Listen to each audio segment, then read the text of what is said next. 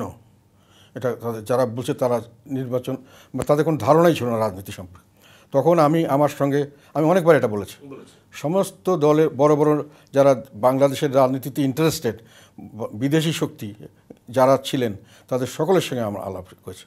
সবাই বলেছিলেন, আমি যতটুকু খবর আমাকে যতটুকু মেসেজ দিয়েছিলেন তাতে আমরা যাই আর না যাই এই ইলেকশন হবে এবং যে ইলেকশন হবে তাকে গ্রহণ করবেন। আমার মনে হয় কেউ এটাতে নো বলেননি যে না এটা ইলেকশন হয়ে যাবে তার পরবর্তীতে আমরা এই সরকারকে বর্জন করব, এটা কেউই বলেননি এবং আসলেও করেননি। ইলেকশন হয়ে যাওয়ার পরেও আমাদের 10-11টা সিট কোনো ম্যাটার করে না, আমরা থাকি বা না থাকি তার জন্য বৈধতা বা অবৈধতার কিছুই ছিল না।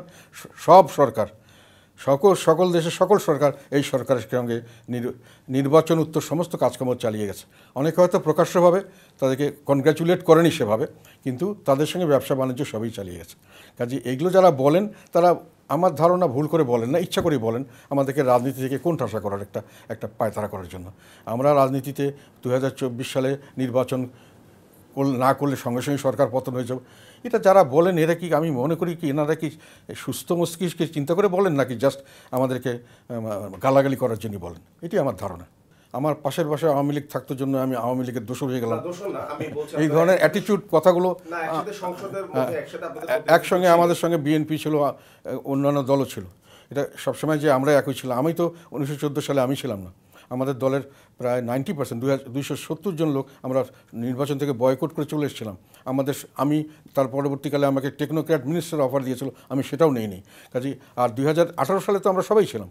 শেখ হাসিনার বিরুদ্ধে ডকুমেন্ট সহ আমি সংসদে বলেছি, আমি বাইরে আর্টিকেল লিখেছি, ডকুমেন্ট সহ আমি জনগণের একটা তুলে ধরেছি তার দুর্নীতির ডকুমেন্ট, তার পদ্মা সেতু নিয়ে দুর্নীতি, তার বিভিন্ন পাওয়ার প্রজেক্ট নিয়ে এগুলো নিয়ে দুর্নীতির, এগুলো গ্যাস সেক্টরের দুর্নীতি, বিভিন্ন জায়গায় তাদের মানুষের অপকর্ম।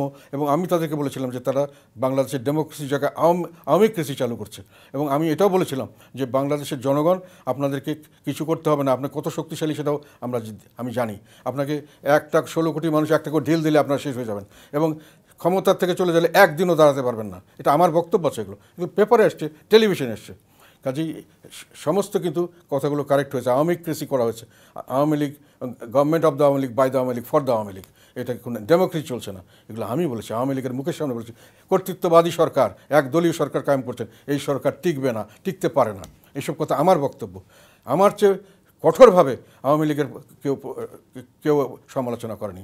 কাজেই এখন যারা কথা বলছেন আমরা কোনো সময় তাদের দোষী ছিলাম না।